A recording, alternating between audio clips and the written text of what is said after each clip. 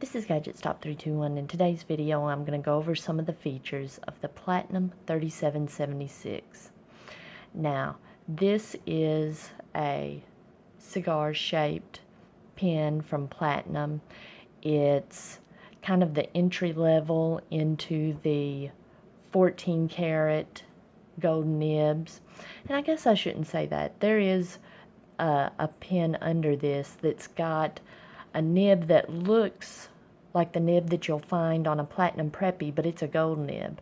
That, I would say, is the entry level. This is like the next step pen.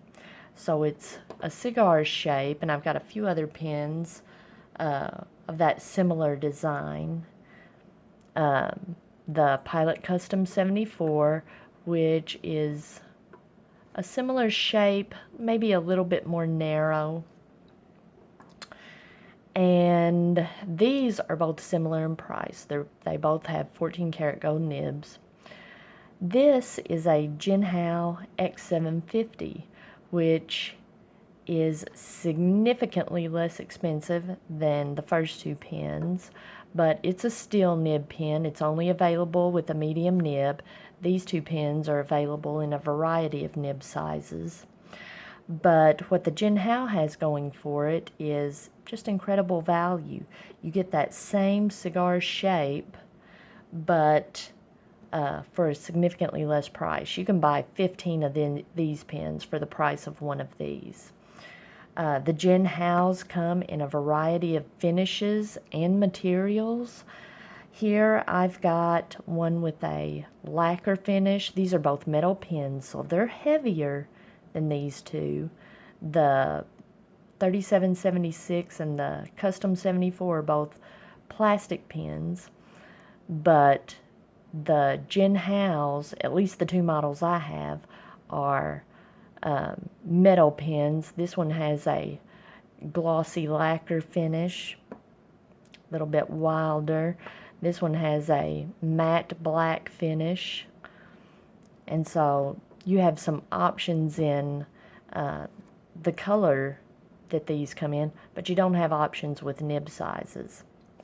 Now, the downside of these Jinhaos, let me just say this. I love the style of the bodies on the X750. It's the only Jinhao I've ever tried, but this is the perfect size for me. I like the shape of the section. It's got a nice number 5 size nib. Now, this is not the nib that came with this one, and I'll get to that in just a minute.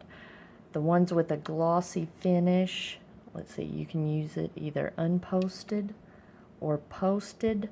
Mine that has the glossy finish posts very securely and is well balanced. Now, and it's got a nice snap to it. This matte finish doesn't want to post. It will go on there, but it just, this slippery matte, it's not going to post. But it's a pleasant size pen to use unposted. Now, the downside of these Jinhaos is the nibs are kind of hit and miss. The one on this matte pen that I got is just a superb nib. It is, you know, I'm not crazy about medium-sized nibs, but this one is great. I really enjoy it. It's nice and smooth. The one that came on this red lacquer pen was just, it just wasn't pleasant to use, which that was fine because I bought this pen with the intention of putting a spare Nimacine nib on it, one of those 0.6 stub nibs, so that worked out okay. So if you're looking for a nice, inexpensive cigar-shaped pen, you want to try it out, you're new to the fountain pen hobby, and you're looking for what style you might like, or you want a pen that you can switch out and try, lots of different nib sizes, I recommend the Jinhao X750. Now, but this video is about the Platinum 3776. Now, I debated when I bought my Custom 74, I was debating between these two. And the feature or the issue that pushed me toward getting the Pilot instead of the Platinum was, let's see if you can see it. See that step up right there? How can I hold this so you can see it? Right there, where the threads meet the barrel. You know, I just wasn't sure, since I was just looking at pictures of this and I couldn't hold one. I thought that step up might be a pain. You know, I don't know how much it's going to irritate me when I use it. The Custom 74 has virtually no step up. So I went with this one, and I was very happy with this pen. But now that I've got a 3776 and I can actually try it, that step up is not an issue at all. So let me go over the things I like about this pen, different features, different aspects of it. I got the opaque version, black with yellow gold trim, and the only reason I went with this is because it was the least expensive option. There are beautiful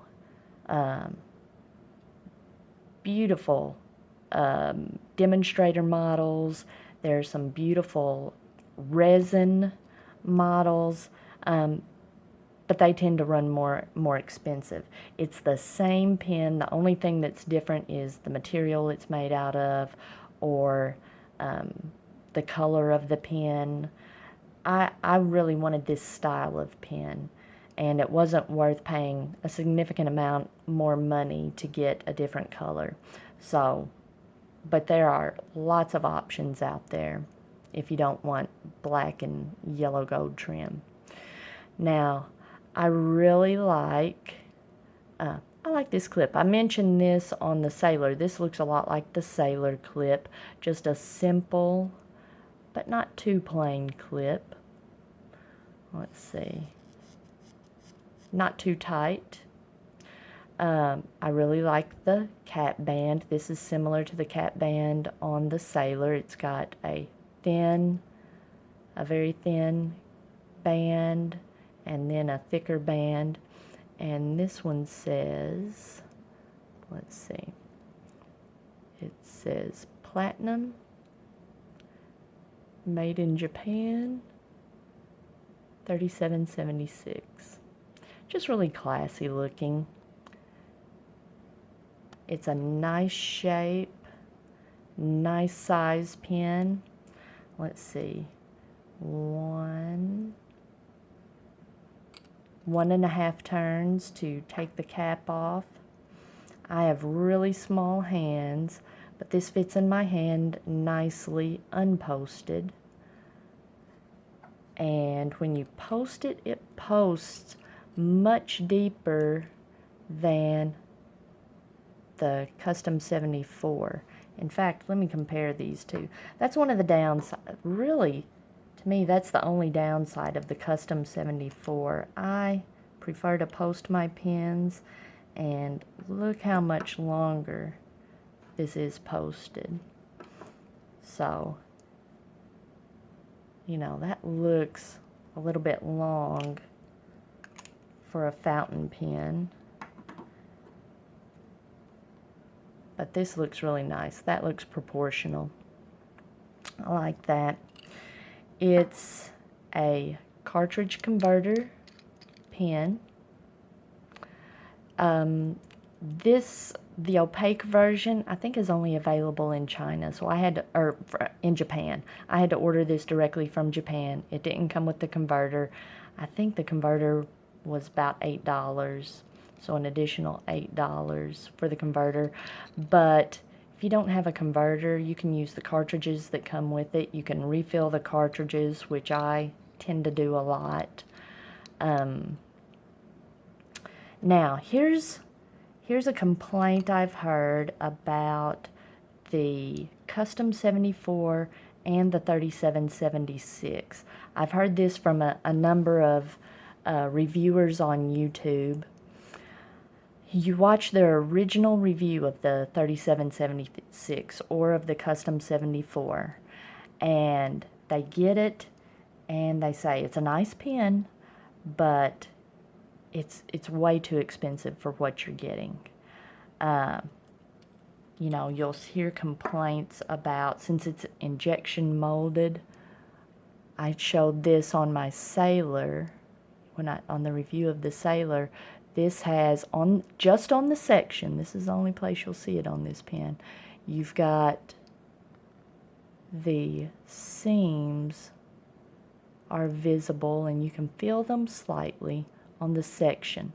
You don't see any seams anyplace else, and you don't really feel them when you're holding the pen, but that's just a little disconcerting for people when they spend so much money on a pen and then they see injection molding seams on it.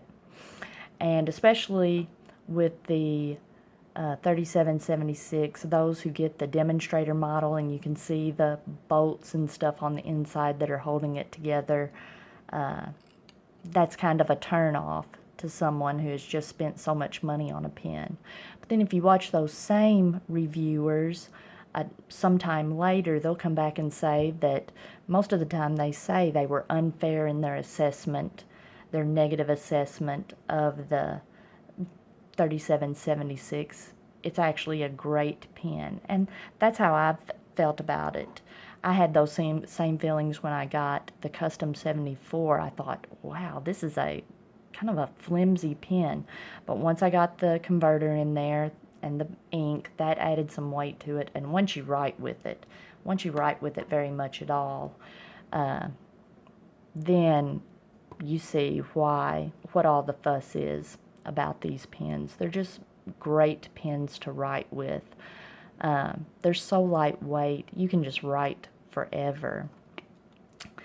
And the nib, one of the highlights of the Platinum 3776 is just that beautiful, simple nib. It's not quite as ornate as the Custom 74 or the Sailor Pro Gear Slim, but it's larger than those. It has a larger nib, and that adds to the writing experience. You don't have to be quite as close to the paper. It's just slightly larger, slightly longer, and that's noticeable. Your hand's not as close to the paper.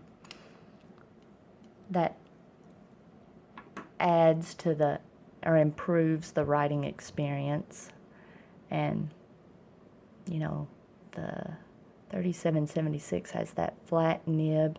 Now I will say there's significantly more feedback on these platinum nibs, especially the fine nibs. Now, I can't speak for like medium and broad nibs, but I have a pretty good selection of fine nibs. The platinum has the most feedback, but if you just get a platinum and you write with it, you're going to enjoy it. Now, if you write with this pen and then write with the Sailor, you're going to say, whoa, the Sailor is so much smoother, and that's been my experience. And then if you write with the Custom 74, it's significantly more smooth than the Sailor, and it's got some bounce to it. So it's going to feel a lot different than those other two pens. It's 3 different pens, all fine nibs, but 3 completely different feels when you're writing on paper. If you just get this pen and start writing on paper, you're going to enjoy it. I really enjoy this pen. And I have to say, I've never been one who wanted a Mont Blanc or anything, and anybody who has a Mont Blanc is probably going to say, what I'm about to say is ridiculous, but this gives me that Mont Blanc vibe. You know, the black and the gold, and it just feels fancy, and it's an enjoyable pen. Hey, let me do a writing sample. I've just been yakking. I've got my Hobonichi Techo. Now, in my last video, I kept calling this a Hobonichi Weeks. The Weeks is the taller, skinnier planner. Let's see. But they both have the same paper. They both have the same grid. Let me get in focus here. All right. I've been using this as a journal. I like to put the day of the week up here. Now, I've had this open. That's why we had that hard start there. Normally, this pen will just start right up. I'm going to have to zoom out a little bit. There we go. We'll just start writing immediately. Let's see, I'm going to do a writing sample. And today is the 10th, so I have to pay the water bill. I like to use this little checklist up here to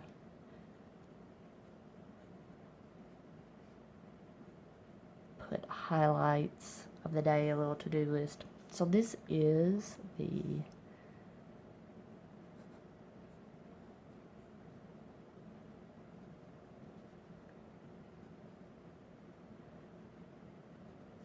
and it's called the Century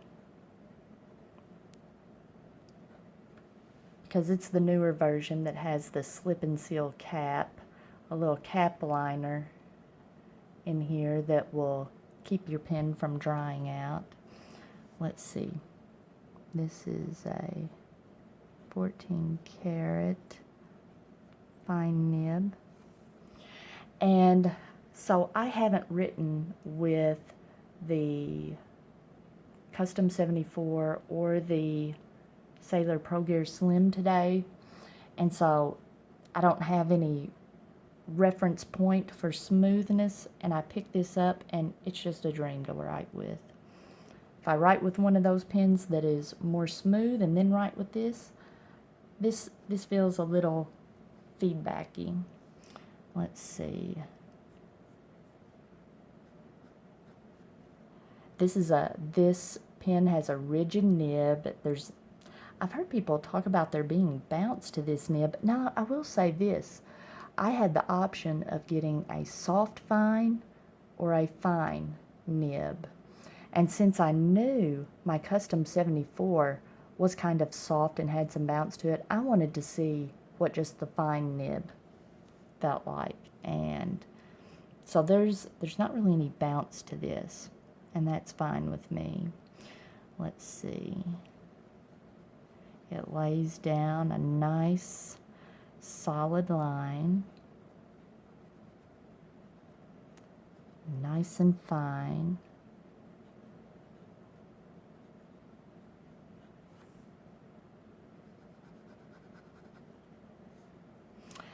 Out of the three pens that I've been talking about, the 3776, the Pro Gear Slim, and the Custom 74, this one seems to be the wettest of the three.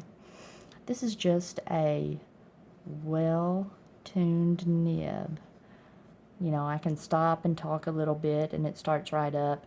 Had a little trouble getting it started at the beginning because I'd had the cap off so long.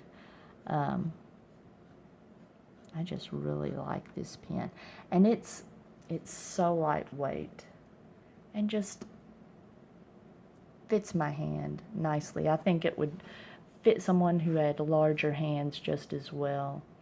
It's nice. I enjoy it. So, if you found this video helpful, please give me a thumbs up, and if you'd like to see more videos like this, please subscribe to my channel.